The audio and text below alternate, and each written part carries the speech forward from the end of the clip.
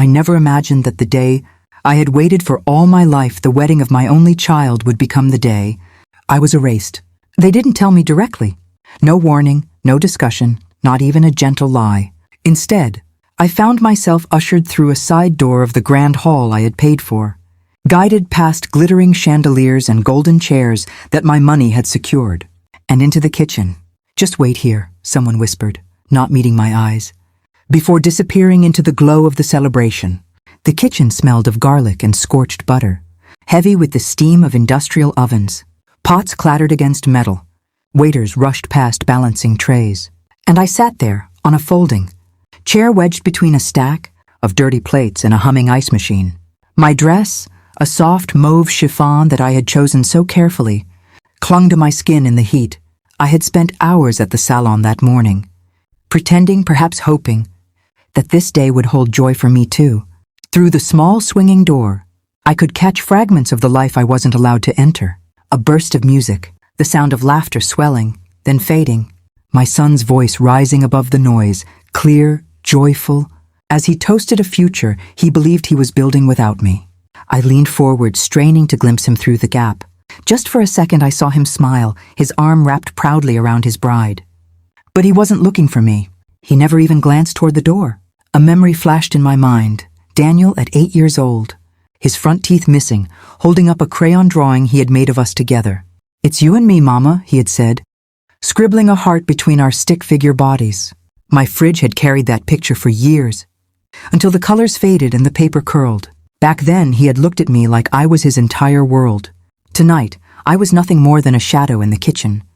The catering manager, a young man with a headset, finally approached me, shifting awkwardly from foot to foot. "Ma'am, I'm sorry, but the bride thought maybe it would be best if you weren't seated in the hall. She didn't want, any visual clashes with the theme." "Theme," he said, as though I were nothing but a misplaced prop. I nodded, swallowing the ache rising in my throat. My hands twisted around the beige handbag Daniel had given me years ago for Mother's Day. He had been so proud then, so eager to see me smile. I wondered if he even remembered buying it. Inside the hall, the lights dimmed. Applause broke out. I knew without looking that her father was walking her down the aisle. I knew her mother would give the first toast. Every role, every honor, every recognition of family had been assigned, except to me, the woman who had given Daniel everything she had. My chest tightened. I pressed my nails into my palm, silently reminding myself not to cry. Not here, not now. Tears would only stain the careful makeup I had applied, the smile I had rehearsed. If they wanted me invisible, then invisible. I would be, but not powerless. As I sat in that overheated kitchen, my mind was racing faster than the clatter of dishes around me. I had been a silent backbone my whole life, paying bills no one else could, sacrificing joys I never dared to chase, carrying burdens that were never acknowledged. Tonight, though, something shifted. For the first time, the silence inside me wasn't submission, it was calculation. I straightened in my chair, lifted my chin, and fixed my gaze on the door. They thought they had hidden me. They thought they had humiliated me. But I knew something they didn't. The day wasn't over, and neither was I. This was not the end of my story. It was the beginning. The kitchen door swung open again, and for just a moment I saw the hall in full bloom. Golden light from the chandeliers poured across polished tables, dressed in ivory linens. Crystal glasses sparkled as waiters filled them, and laughter floated through the air like music. And there, at the center of it all, was my son. Daniel, standing tall, his hand clasped in hers. His tuxedo fit him perfectly, his smile was wide, and his eyes shone with the kind of joy I had always prayed he would find. Yet not once did that smile falter toward the woman who had raised him. I leaned closer, desperate for another glimpse, but the door swung shut, snapping me back into the heat and clutter of the kitchen. The air in there was heavy, suffocating. Steam hissed from the stovetop, waiters shouted orders back and forth, and the clatter of pans echoed like cymbals crashing inside my skull. I felt small, shrinking into the corner of that room, clutching my handbag like a lifeline. The mauve fabric of my dress, once chosen so carefully to blend elegance with grace, now felt like a cruel joke. It clung to my damp skin, sticking uncomfortably under my arms, reminding me that I had dressed up for an event that did not want me. And still I stayed. Why? Because I had always stayed, through Daniel's teenage rebellion, through nights when he screamed he hated me, through his father's absence and through the bills that stacked higher than I could bear. I stayed. I endured. I gave. A burst of applause jolted me. I looked again, just in time to see her mother raise a glass, delivering the toast that should have been mine. Her voice rang clear, full of pride, weaving stories of her daughter's childhood, speaking as though this marriage was the union of two families, while I was locked away in a kitchen like an unpaid servant. My hands shook. I pressed them together, folding them into my lap, but the tremor wouldn't stop. I thought of all the hours I had worked overtime just to cover the down payment for this very hall. I remembered sitting at my kitchen table, calculator in hand, stretching pennies until they screamed so that my son could have a wedding, as grand as any princess dreamed of. I told myself it was worth it, worth every aching shift, worth every skipped meal because my son deserved joy. And now his joy had no space for me. Another wave of laughter burst from the hall, so loud and full it made my stomach twist. I pictured him in there, throwing his head back, grinning at her parents as though they had earned the right to stand beside him. I thought of the nights I had walked home from work in the freezing rain, clutching bags of groceries with numb fingers so he could have a hot meal. Where were those people then? Where were they when he was sick with fever and I sat by his bedside, praying to God to take the sickness into me instead? I pressed my fist against my chest as though I could stop the ache swelling there. A young waiter, barely older than Daniel had been when he left for college, passed by me with a tray of champagne. For a second he hesitated. His eyes softened, and I knew he recognized me, not as a guest, but as someone who didn't belong. He opened his mouth, maybe to offer me a glass, maybe to say something kind. But then the manager barked his name and he scurried off. I was invisible again. In that moment, a strange calmness washed over me. It wasn't acceptance, not exactly. It was more like clarity. I realized that my son's wedding was not the celebration I had built it up to be in my heart. It was a performance, carefully staged, and I had been written out of the script. And if I had been written out, then I no longer owed the performance anything. Slowly, I straightened in my chair. My trembling stopped. My breathing steadied. For the first time that evening, I felt something solid beneath my grief, a quiet resolve. Yes, they had locked me in the kitchen. Yes, they had tried to erase me. But they had forgotten something important. They had forgotten who paid for the lights that made the chandeliers sparkle, who signed the checks that placed the wine in their glasses, who had built the very stage they were dancing on. And in that moment, as the laughter swelled once again beyond the door, I made a decision. They had humiliated me, but I would not leave here. Broken. No, I would leave, holding the one thing they could never take away from me, my power. The applause from the hall rolled on like thunder, shaking the walls between us. I sat in that overheated kitchen, my dress clinging, my chest tight, and I realized if I stayed one more minute, I would drown in the sound of their laughter. So I stood, slowly, carefully, smoothing the chiffon over my knees. My legs felt heavy, as though I was dragging the weight of every sacrifice I had ever made. I clutched my handbag, and with a composure I didn't know I still possessed, I pushed open the back door and stepped outside. The night air hit me like a blessing, cool, sharp, clean. It cut through the heat, and the grease and the suffocating humiliation of the kitchen. Above me the sky stretched wide and black, pinpricked with stars that seemed to watch silently, as though they knew secrets the world inside that hall could never understand. The muffled music followed me, muted now by the thick walls, and for the first time all evening I could breathe. I reached into my handbag and pulled out my phone. My fingers hesitated for only a second before dialing. The first call was to the florist. My voice was calm, steady, polite. Yes, I'd like to cancel tomorrow's delivery. No, I don't need a refund. Just make sure it doesn't go through. Yes, thank you. The second call to the band's manager. The second set for tomorrow? Cancel it. We won't be needing you. Keep the deposit, it's fine. The third to the bar service. No extension tonight. Ended as scheduled. Yes, I understand. 3 short calls. 3 swift cuts. Quiet, almost invisible. Just like me, except these small acts carried weight. The weight of the money I had poured into this wedding. The weight of the control they thought I no longer had. When I hung up, I didn't feel guilt. Not even a flicker. Instead, I felt something I hadn't known in years, power. I stood in the cool night, letting the silence settle around me. And for once, I didn't feel like the abandoned mother or the unwanted guest. I felt like the woman who had built all of this. The hall, the music, the celebration, and who, with a few words, could take it apart. Inside, I knew they would dance for hours. They would laugh and drink, oblivious to what had just shifted beneath their feet. Tomorrow, when the flowers failed to arrive, when the brunch table looked bare, when the music didn't play, they would scramble, they would panic, they would wonder what went wrong. And perhaps, just perhaps, they would remember me. I slipped my phone back into my bag and stood taller than I had in years.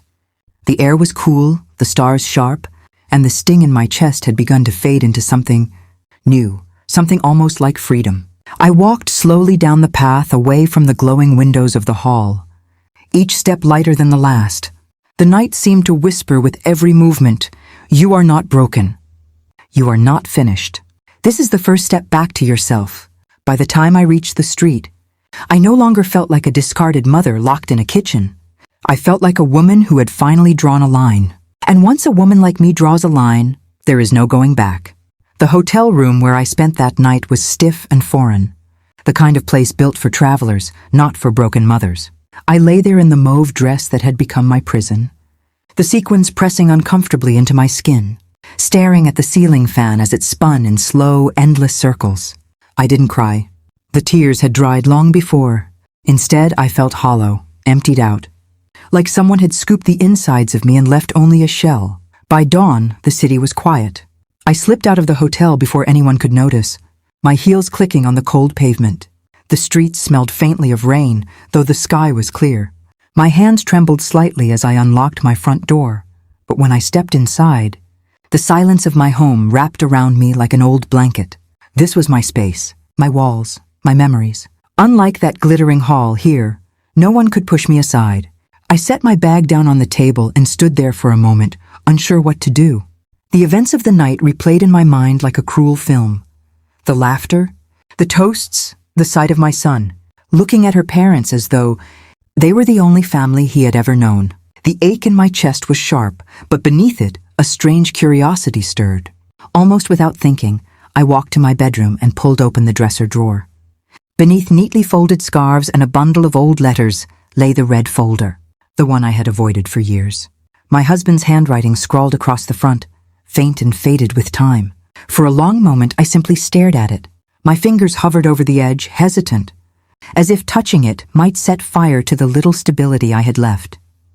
I had told myself countless times I wasn't ready to read what was inside, that some truths were better left buried. But after last night, after being erased, after reclaiming a sliver of my own power, I realized I could no longer run from what was already mine to know. With trembling hands, I opened it. Inside lay a stack of documents, hospital forms, legal papers, and at the very top, a sealed envelope addressed in his handwriting, for her eyes only. My throat tightened as I slid the letter out and unfolded it. "My dearest," it began. His handwriting, though shaky, was unmistakable. "If you are reading this, it means I am no longer there to tell you the truth face to face.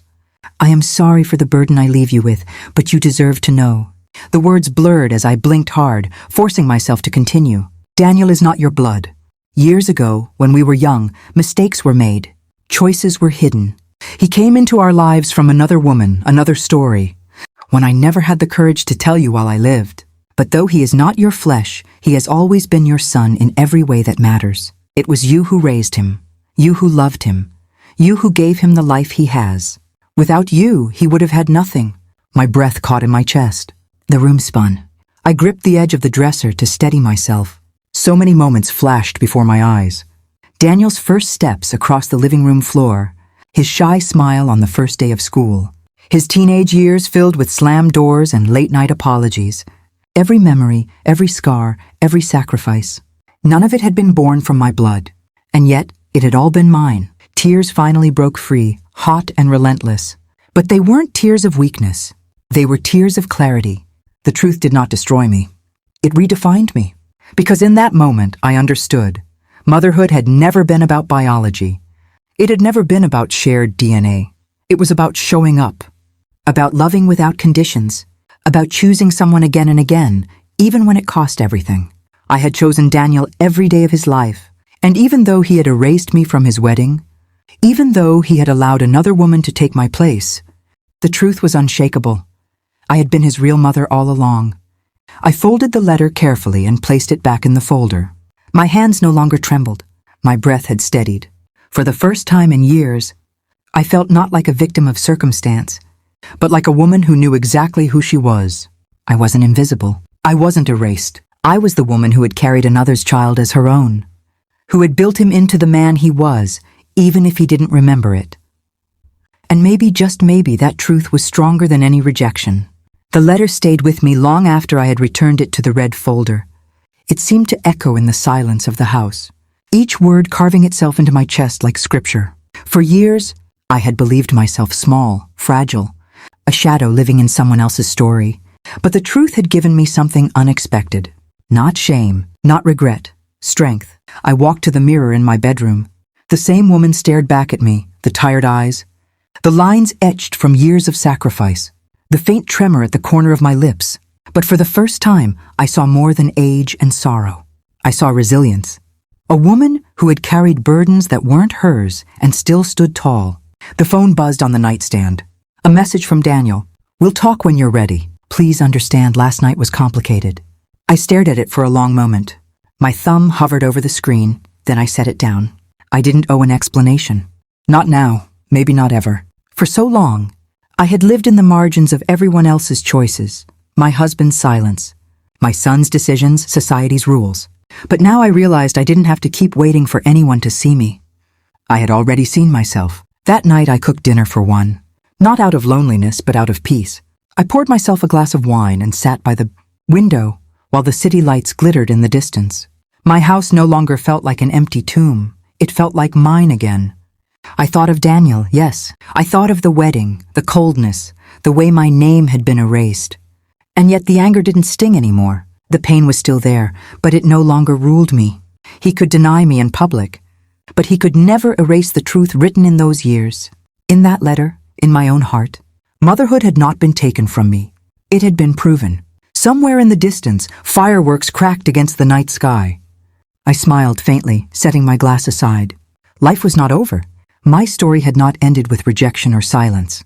It was only beginning again, in a way I had never expected. Because now, I understood the most important lesson of all. I had spent my life giving away love, even when it was not returned. But this time, this chapter, I would give that love back to myself.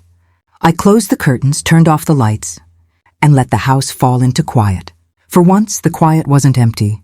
It was full of the woman I had finally found, full of the truth no one could take away, full of me.